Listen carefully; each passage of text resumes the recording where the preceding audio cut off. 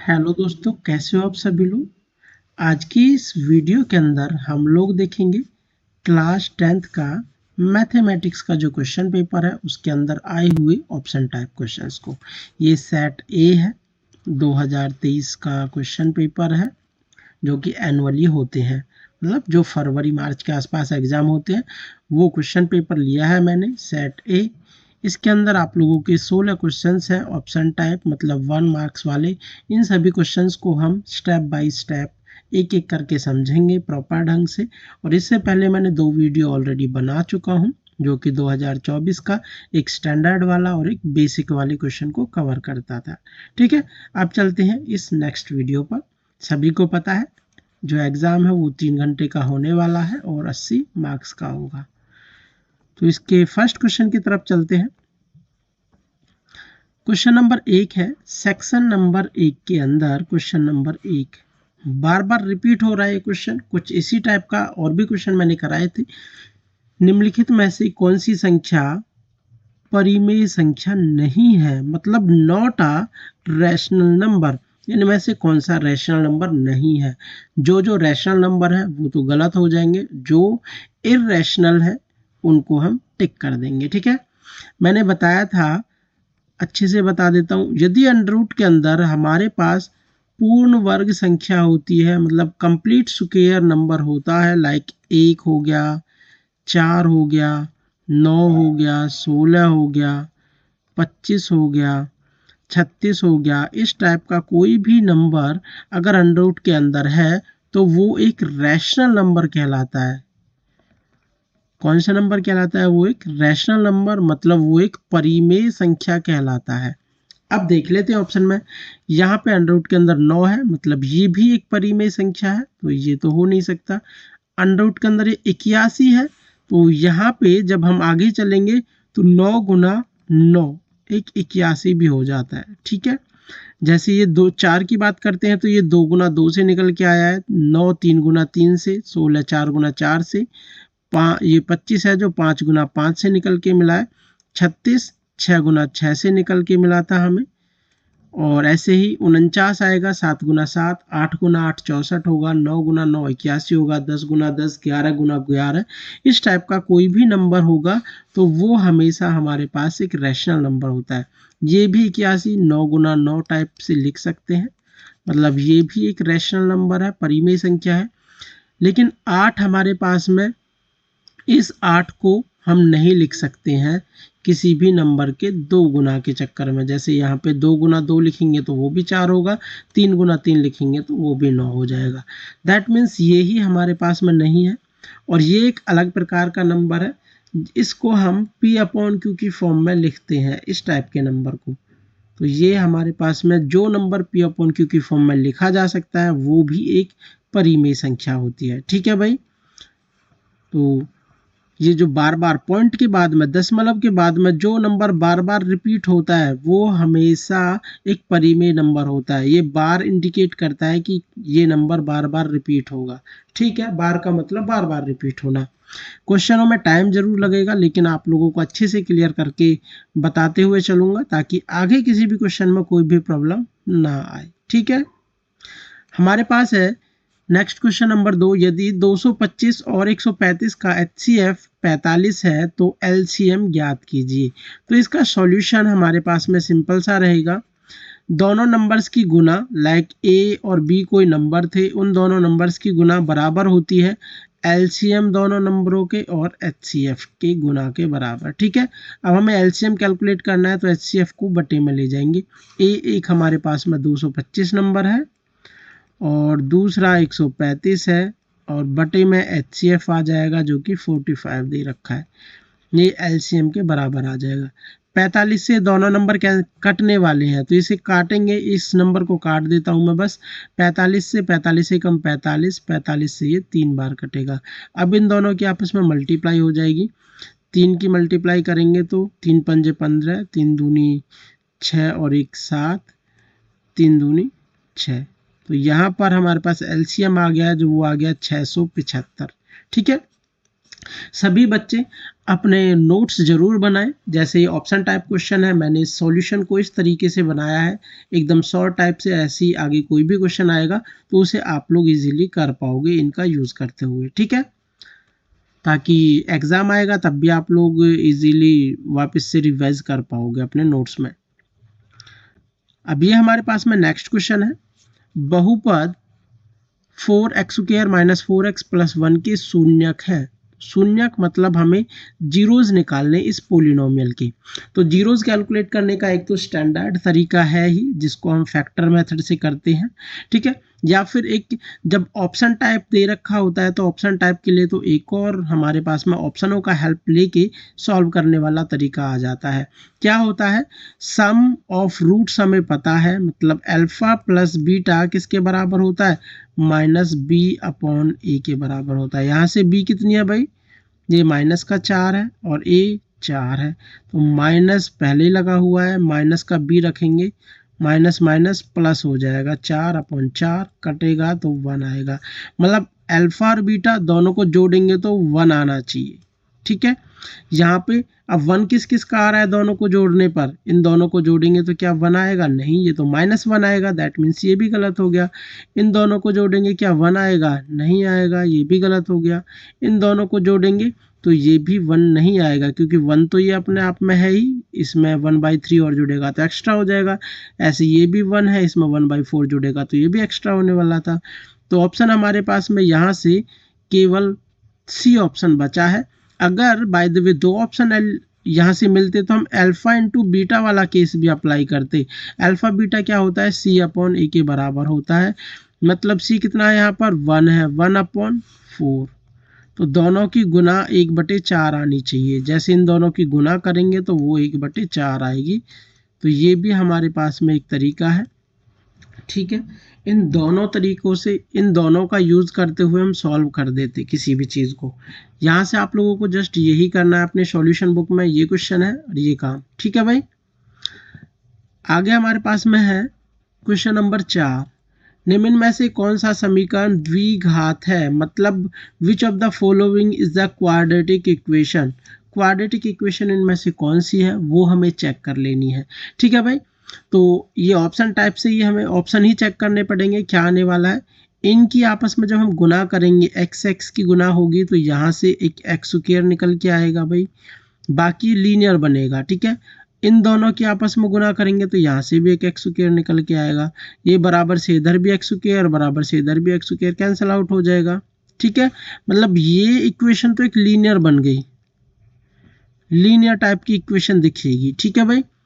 अब यहाँ पे इसकी और इसकी आपस में गुना करेंगे तो 2 दूनी 4, x² निकल के आएगा, और यहाँ से जब हम स्क्वायर करेंगे तो बराबर से इधर ये x² निकल के आएगा। ये 4 है, ये 1 है, घटाएंगे तो 3x² वाली टर्म, ये वाली टर्म इस इक्वेशन के अंदर बच जाएगी। इसको जब सॉर्ट आउट करेंगे तो मतलब यही इसका आंसर आने वाला है, क्योंकि जिस भी इक्वेशन के अंदर, जिस भी समीकरण के अंदर x² वाली टर्म होती है उसी को द्विघात या फिर क्वाड्रेटिक इक्वेशन कहते हैं। बाकी देख सकते हो, और यहाँ से करेंगे तो पावर 3 वाली टर्म निकलेगी x3, और यहाँ से ये x², तो ये तो क्यूबिक इक्वेशन बनी यहाँ से। और यहाँ से देखेंगे तो 4x² यहाँ पर है, इसको जब इसका स्क्वायर करेंगे तो ये 4x² बन जाएगी, ये आपस में कैंसिल आउट हो जाएंगे, ये भी लीनियर इक्वेशन बचेगी, मतलब रेखिक, ठीक है भाई। ये भी रेखिक बचेगी, रेखिक मतलब जिस समीकरण की घात 1 होती है, ठीक है। ये क्यूबिक है, मतलब त्रिघात की बात करते हैं, और ये ही हमारे पास एक द्विघात समीकरण है। ऑप्शन नंबर बी करेक्ट है। काफी इजीली समझा रहा हूँ चीज़ों को, एग्जाम के अंदर कहीं भी प्रॉब्लम नहीं आनी चाहिए आप लोगों को। यहाँ एक एक नंबर की तो बात छोड़ो, आप लोगों को कोई भी लाइक बड़ा क्वेश्चन भी होगा तो वहाँ पर भी हेल्प करेगा ये वाला वीडियो है, ठीक है ना। अब हमारे पास है रेखिक समीकरणों के युग्म x - 2y + 3 = 0 तथा 3x - 6y = 9 = 0 का हल होगा। मतलब इनके कितने हल होंगे, ये ऑप्शन दे रखे हैं। अद्वितीय एक हल, जिसको हम बोलते हैं इंग्लिश में यूनिक हल, कोई हल नहीं मतलब नो सॉल्यूशन की बात हो रही है। अपरिमित रूप से अनेक हल, इनफाइनाइटली मैनी सॉल्यूशन, या फिर नन ऑफ दीज, ये चीज़ है। तो इसके लिए हमारे पास में हमारे पास तरीका होता है। मैं पहले इसका जो बेसिक चीज़ें हैं वो बता देता हूँ इसके बारे में। Like A1 upon A2 not equals to B1 upon B2। A1 B1 ये क्या क्या होते हैं, ये A1 B1 C1 होते हैं। यहाँ A2 B2 और ये C2 होता है। ठीक है भाई, ये वाली चीज़ें यहाँ से आप लोगों को समझ आ रही होंगी। तो अगर ये है तो यहाँ से तो होता है यूनिक हल, यूनिक सॉल्यूशन, या फिर एक हल, एक हल, जैसा कि ऑप्शन नंबर 1 दे रखा है, अद्वितीय एक हल। अगर इस कंडीशन को सेटिस्फाई करता है तो एक हल होता है। फिर सेकंड हमारे पास हो जाती है कि भाई A1 upon A2 is equals to B1 upon B2। Third वाली आ जाती है not equals to C1 upon C2। तो ये कह जाती है कि नो सॉल्यूशन। नो सॉल्यूशन मतलब कोई हल नहीं है। ठीक है, इस वाली बात को कहता है। और फिर हमारे पास में थर्ड वन केस आ जाता है A1 अपॉन A2, ये भी बराबर होता है B1 अपॉन B2, बराबर हो जाता है C1 अपॉन C2। मतलब इसका कहना होता है कि अनेक हल, अनेक हल, इनफाइनाइट मैनी सॉल्यूशन, जैसा कि यहाँ पे लिख रहा है अपरिमित रूप से अनेक हल। अब यही चेक करेंगे यहाँ पर A1 B1 C1 डिवाइड करते हुए कि भाई A1 अपॉन A2 कितना आ रहा है। A1 कितना है 1 है, A2 कितना है 3 है, ये 1/3 आया। तो B1 अपॉन B2 चेक करते हैं। B1 कितना है -2 अपॉन B2 कितना आया -6, ये कैंसिल आउट हुआ, यहाँ से यहाँ कट करेंगे तो 1/3 आ जाएगा। ठीक है भाई। फिर इसके बाद में हमारे पास में C1 अपॉन C2 की बात करते हैं तो 3/9, ये भी 1/3 हो जाएगा। तो 1/3 1/3 1/3 कौन सी वाली कंडीशन को सेटिस्फाई करता है, ये थर्ड वाली कंडीशन को सेटिस्फाई करता है कि अनेक हल है, अपरिमित रूप से अनेक हल है। तो ऑप्शन नंबर सी इसका करेक्ट हो जाएगा। ठीक है जी बेटा, चलते हैं नेक्स्ट क्वेश्चन की तरफ।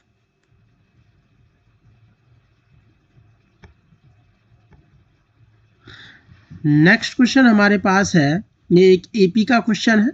ये आप लोगों को 2 नंबर में भी कई बार देखने के लिए मिल जाता है ये वाला क्वेश्चन कि AP 3 7 11 है एंड 15।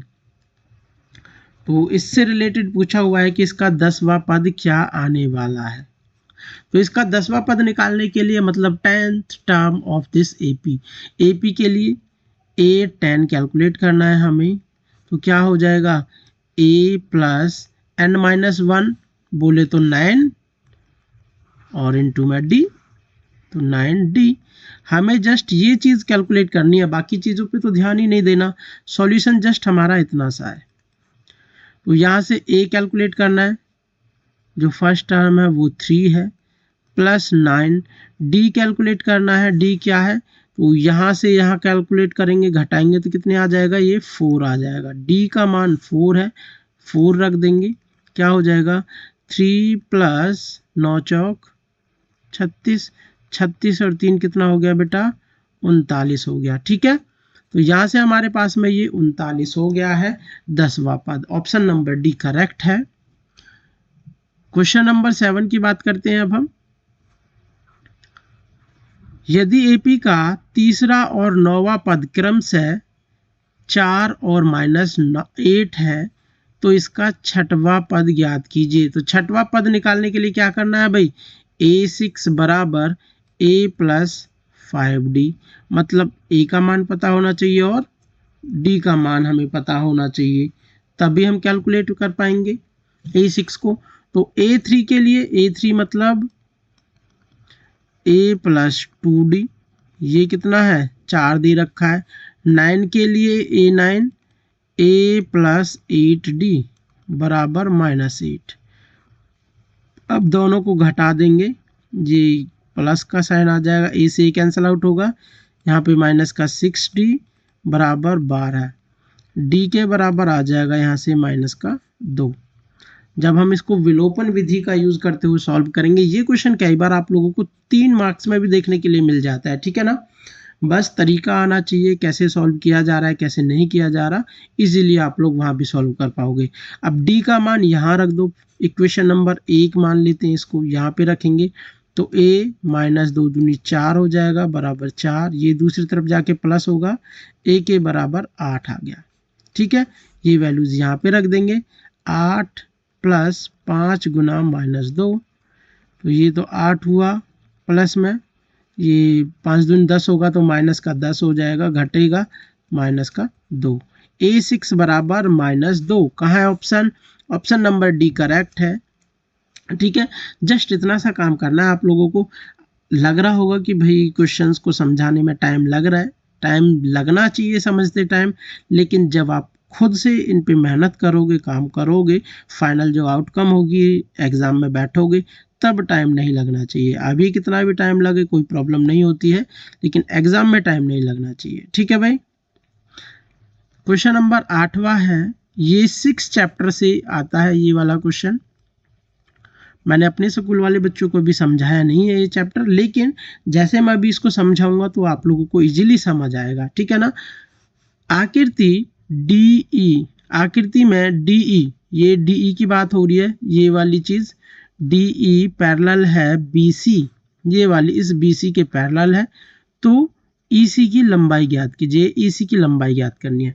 जब हमारे पास एक ट्रायंगल के अंदर जो 2 लाइनें आपस में पैरेलल खिंच जाती हैं, बीच में से काटती हुई, ये वाली लाइन दिख रही है जैसा आपको, तो यहाँ पे हम थेल्स प्रमेय का यूज करते हैं, जिसको हम समानुपातिक प्रमेय भी कहते हैं।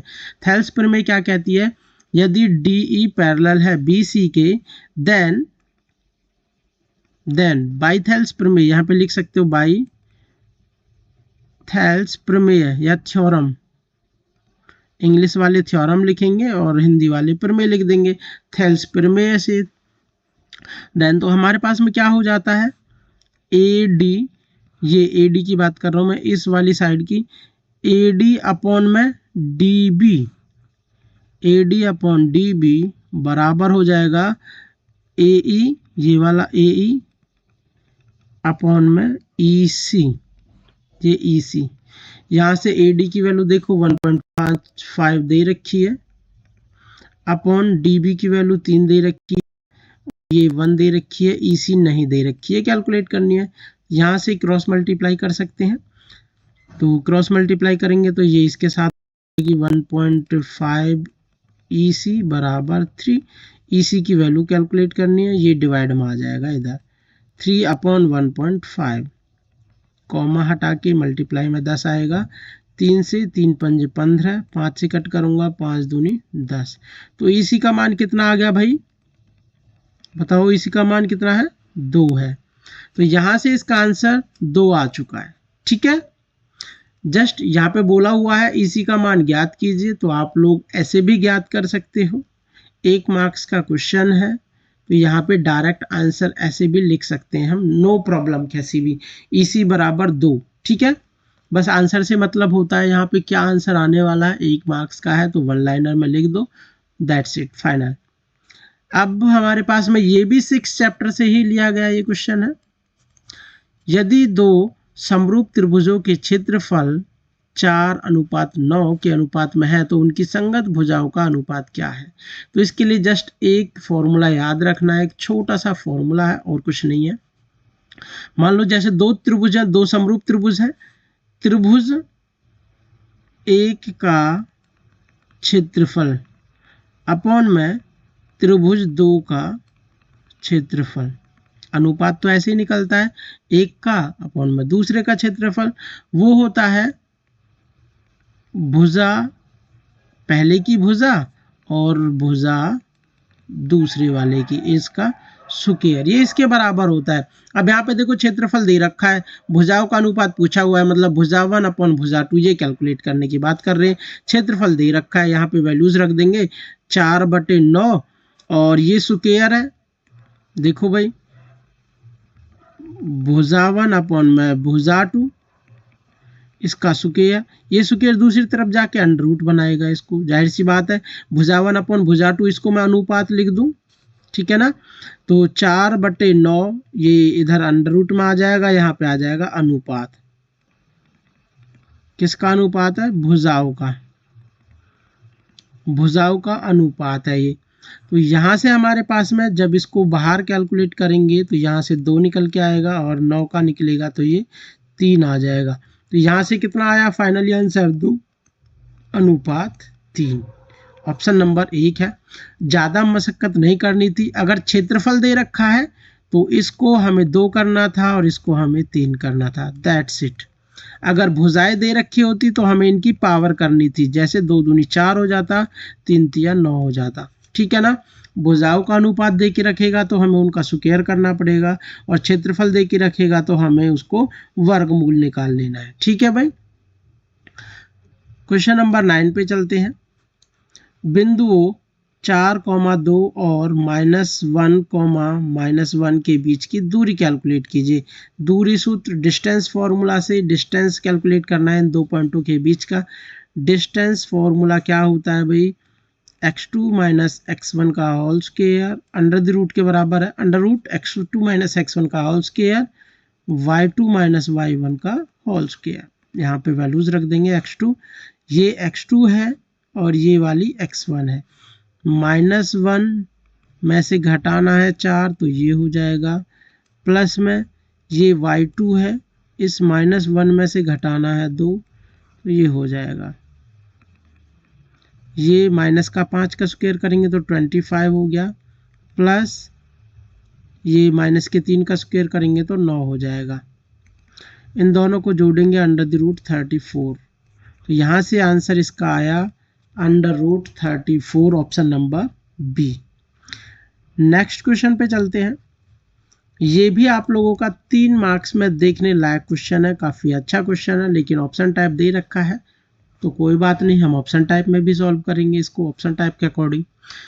उस बिंदु के निर्देशांक जो बिंदुओं 4,-3 तथा 8,5 को जोड़ने वाले रेखाखंड को आंतरिक रूप से 3:1 के अनुपात में विभाजित करता है। वैसे भी हमारे सिलेबस के अंदर केवल आंतरिक रूप से विभाजन वाला सूत्र है, जो इंटरनली डिवाइड करते हैं लाइन सेगमेंट को, वही वाला रेशो हमारे पास में इस बार हमारी बुक के सिलेबस में लिया हुआ है, तो यही आएगा। इसके लिए कुछ वो होता है हमारे पास में फॉर्मूला कि भाई जो पॉइंट होगा वो बराबर हो जाएगा, क्या होगा, लाइक जैसे m/n की बात करते हैं यहाँ पर, और ये क्या हो जाते हैं x1, y1, और ये हमारे पास x2, y2 हो जाते हैं। तो इस n की गुना तो होगी x1 के साथ, n x1 plus m x2 upon में n plus m, n y1 plus m y2 upon n plus m। यही हमारे पास फाइनल आंसर है, बस दैट्स इट। n की वैल्यू 1 है, 1 की मल्टीप्लाई x1 के साथ करेंगे तो ये 4 हो जाएगा, प्लस इस 3 की मल्टीप्लाई इस 8 के साथ करेंगे तो 8 × 24 हो जाएगा, और अपॉन में आएगा 4। यहाँ कॉमा इस 1 की मल्टीप्लाई इस y1 के साथ करेंगे तो -3 हो जाएगा, प्लस में इस 3 की मल्टीप्लाई 5 के साथ करेंगे तो 15 हो जाएगा बटे में 4। इसको सॉर्ट आउट करेंगे थोड़ा सा, 28/4 कॉमा ये 12/4 है, ये कितना हो जाएगा 7/3। ठीक है भाई, 7,3 यहाँ से इसका करेक्ट आंसर हो जाएगा। अभी आप लोग जैसे जैसे एक आध दो सेट कर लोगे तो आप लोग देखोगे कि इसी टाइप के क्वेश्चंस हर बार रिपीट होते हुए दिखाई देंगे। बार बार पीछे वाले जो भी हम सेट्स देखेंगे उन सभी में रिपीटेड क्वेश्चंस आते हैं। ये जैसे ही आप लोग 4-5 सेट कर लोगे तो फिर एग्जाम के अंदर ज़्यादा सॉल्व करने की ज़रूरत नहीं पड़ेगी। जस्ट हाँ ये वाला क्वेश्चन, अरे ये तो कल ही पढ़ा था वीडियो में सर से, तो ये वाला इसका आंसर हो गया, ये वाला इसका आंसर हो गया, ऐसे टिक करने वाले हो, ठीक है ना। समझते टाइम कितना भी लग जाए नो प्रॉब्लम, लेकिन एग्जाम में टाइम नहीं लगना चाहिए, वही मैटर करता है हमारे लिए। ये लास्ट वाले लेक्चर में पढ़ाया था। 9 कॉमन ले लेते हैं तो सेक स्क्वायर ए माइनस 10 स्क्वायर ए बचता है। 9 कॉमन आएगा, सेक स्क्वायर ए माइनस 10 स्क्वायर ए, ये किसके बराबर, ये वाली चीज़ हमारे पास 1 के बराबर होती है, ट्रिग्नोमेट्री में एक आइडेंटिटी है। तो ये हमारे पास में 9 इंटू 1 हो जाता है। हर बार यही चीज़ देखने के लिए मिल रही थी। तो ये हमारे पास 9, यहाँ 9 9 है दोनों में, तो 9 इसका आंसर है। आगे चल के कई बार आएगा 5 5 मिलेगा तो 5 उसका आंसर हो जाएगा, 6 6 मिलेगा तो उसका 6 आंसर हो जाएगा। दैट्स इट, बस यही है। तो ऑप्शन नंबर सी यहाँ से करेक्ट हो गया है। चलते हैं नेक्स्ट क्वेश्चन पर। एक वृत्त की खालिस्तान समांतर स्पर्शरेखाएं हो सकती हैं। A circle can have Khalistan parallel tangent. तो पैरेलल टेंजेंट मतलब एक जैसे ये हो गया, एक ये है, ये है। तो ये हमारे पास केवल दो ही हो सकते हैं। जैसे एक टेंजेंट आ चुका तो अब दूसरा टेंजेंट केवल एक ही खींचेगा यहाँ पर। ऐसा नहीं है कि यहाँ से जाने वाला टेंजेंट भी पैरेलल हो जाएगा। तो केवल दो ही पैरेलल टेंजेंट्स होते हैं। कितने होते हैं? 2 लिख दो या फिर 2 लिख दो। ठीक है, आंसर यही है केवल इसका। क्वेश्चन नंबर 14 है, कौन थीटा वाले त्रिज्यखंड का क्षेत्रफल। तो इसका क्षेत्रफल क्या होता है? Theta upon 360 pi r square, ये होता है। जहां भी पाई आर स्क्वायर दिखे पहले तो उसे देखो। यहाँ पे पाई आर स्क्वायर नहीं है, ये कैंसिल आउट। यहाँ पे भी नहीं है, ये कैंसिल आउट। यहाँ पे पाई आर स्क्वायर है, ऊपर थीटा भी है, लेकिन नीचे 90 है, कैंसिल आउट हुआ। पाई आर स्क्वायर थीटा भी है और 360 भी है, तो ऑप्शन नंबर बी करेक्ट है। ठीक है, आगे पीछे लिख सकते हैं, नो प्रॉब्लम ऐसे सीक्वेंस को। फिर हमारे पास चलते हैं क्वेश्चन नंबर 15 की तरफ। ये वाला क्वेश्चन मैंने लास्ट वाले लेक्चर में भी कराया था और ये वाला भी क्वेश्चन मैं ऑलरेडी करा चुका हूँ। मतलब जस्ट ऑप्शन वो फॉर्मूला आया हुआ है, फॉर्मूला कई बार करा चुका हूँ। इस टाइप के जो इस सर्कल वाले चैप्टर से 4-5 क्वेश्चन है जो ऐसे ऑप्शन टाइप में बनते हैं। ऐसे 6 चैप्टर से भी कुछ ऑप्शंस हैं जो खालिस्तान में बन जाते हैं कई बार। तो वो क्वेश्चंस मैं आप लोगों को एक वीडियो के अंदर कराऊंगा, 6ठे और 10वें चैप्टर से एक साथ। बस मुश्किल से 10 क्वेश्चंस होंगे, वो याद कर लोगे और तो बाकी की जरूरत ही नहीं पड़ेगी। ठीक है, ये हो गया। ये लास्ट वाले लेक्चर में मैंने कराया ही था, इसका 50 आंसर आता है, लेकिन एक बार और समझा देता हूं। यदि एक बिंदु P से O केंद्र वाले किसी वृत्त पर, बिंदु P से O केंद्र वाला वृत्त, ये O केंद्र वाला वृत्त है, वृत्त पर PA और PB दो स्पर्श रेखाएं हैं। यहाँ पे एक स्पर्श रेखा ये हो जाती है और एक स्पर्श रेखा ये हो जाती है। ठीक है भाई, PA और PB ये दो स्पर्श रेखाएं हैं, ये O हो गया। फिर कह रहा है ये जो स्पर्श रेखाएं आपस में 80 डिग्री का एंगल बनाते हैं, यहाँ पे 80 डिग्री का एंगल बना देते हैं। फिर कह रहा है कि कौन पर झुकी हुई है, तो एंगल POA बराबर होगा POA। तो ये वाला एंगल किसने के बराबर होगा?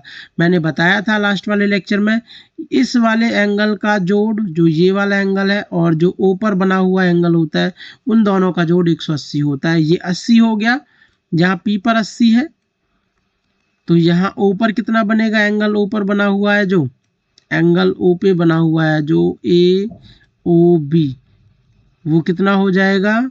इसको घटाएंगे तो 100 हो जाएगा। एंगल AOB वो 100 हो गया। लेकिन हमें केवल आधा पूछा गया है, आधा तो इधर बचा हुआ था ना, तो इसका आधा कर दो, जो हमें पूछा हुआ है वही आंसर आ जाएगा 50। ठीक है, इतना सॉल्व करने की जरूरत भी नहीं थी। दिस प्लस दिस, ये 80 है तो ये 100 हो गया, 100 का आधा 50। बोलने में ही क्वेश्चन सॉल्व हो जाता है। सॉरी, ये क्वेश्चन नंबर 16 है। त्रिज्या 2.1 सेंटीमीटर धातु के गोले का पृष्ठीय क्षेत्रफल ज्ञात कीजिए। धातु के गोले का पृष्ठीय क्षेत्रफल का फॉर्मूला होता है पाई आर स्क्वायर। ठीक है भाई, तो यहाँ पे आर की वैल्यू 2.1 है। ये लास्ट वाले जो मैंने कराई थी वीडियो वहाँ पे भी क्वेश्चन था, इसका आंसर बी आता है। रट भी जाते हैं क्वेश्चन, जैसे ही आप लोग 2-4 वीडियोस को देखोगे वहाँ पे क्वेश्चंस रिपीट होते दिखेंगे, ऐसे ही आप लोगों को एग्जाम में दिखेगा कि भाई ये वीडियोस हैं। एग्जाम से पहले भी आप लोग एक बार इन वीडियोस को जरूर देख लेना है 1-2 दिन पहले, कि ये इस टाइप के क्वेश्चंस आएंगे, तो डायरेक्ट जाते ही एग्जाम के अंदर टिक करने लायक आप लोगों को याद भी हो जाएगा। ठीक है, और याद भी नहीं होता है तो फॉर्मूला पैटर्न आप लोगों को पता है कैसे करना है कैसे नहीं करना है। 4 × 22/7 आर मतलब 2.1 × 2.1, यहाँ पे 10 बटे में हो जाएगा, यहाँ से भी 10 बटे में हो जाएगा। ठीक है भाई, 7 से 7 या 21 ये हो जाएगा हमारे पास में। फिर ये 4 की, और ये भी नीचे वाले 10 एज इट इज पड़े रहने दो क्योंकि पॉइंट लगाने के काम आने वाले हैं। ये 4 से जब इसकी मल्टीप्लाई करेंगे तो ये 88 हो जाएगा, और जब 3 की और 21 की मल्टीप्लाई करेंगे तो 63 अपॉन में ये 100। जब 88 की और 63 की मल्टीप्लाई करेंगे तो ये 5544 आ जाएगा, अपॉन में 100 आएगा। तो 100 2 जीरो की वजह से पॉइंट यहाँ आ जाएगा 55.44 सेंटीमीटर स्क्वायर। ठीक है भाई, इनकी मल्टीप्लाई नहीं आती है तो मैं मल्टीप्लाई भी करके दिखा देता हूँ। 88 × में 3 मल्टीप्लाई तो आनी चाहिए, इजीली है। 3 से करेंगे तो 8 या 24 का 4 का 8 या 24 और 2 26 हुआ, इंटू 6 8 48 का 8 का 48 और फिर 4 हमारे पास 52 हो जाएंगे। यहाँ 4 हुआ, ये भी 4 हुआ, ये 5 ये 5। ठीक है भाई, तो फाइनली जब मल्टी डॉट लगाएंगे तो ये डॉट तब लगेगा, यहाँ पर पहले इतना आएगा 100 की वजह से डॉट हो गया। ठीक है, बस आज के लेक्चर में इतने ही। बाकी जब हम आगे देखेंगे तो इन क्वेश्चंस को भी सॉल्व करके देखेंगे कैसे सॉल्व करना है प्रॉपरली, आपको एग्जाम में कैसे सॉल्व करना है।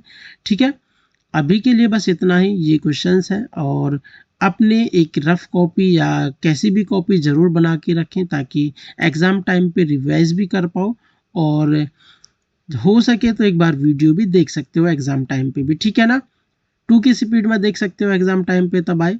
और अभी के लिए बस इतना ही। अगर वीडियो पसंद आती है तो अपने दोस्तों के साथ शेयर ज़रूर कीजिए ताकि वो लोग भी देख सकें। ऑप्शन टाइप 20 मार्क्स के ऑप्शन टाइप आते हैं अब तो, पहले तो 16 मार्क्स के आते थे, अब 20 मार्क्स के आते हैं। ये 20 मार्क्स बहुत ही इंपॉर्टेंट हो जाते हैं, जो पास ऑन करने के लिए पढ़ते हैं स्टूडेंट उनके लिए तो बहुत ही ज़्यादा इम्पोर्टेंट है, और बाकी टॉपर्स के लिए तो पता ही है इम्पोर्टेंट होते ही हैं सारी चीज़ें। ठीक है, thank you, take care, bye bye, मिलते हैं नेक्स्ट लेक्चर में, तब तक के लिए धन्यवाद।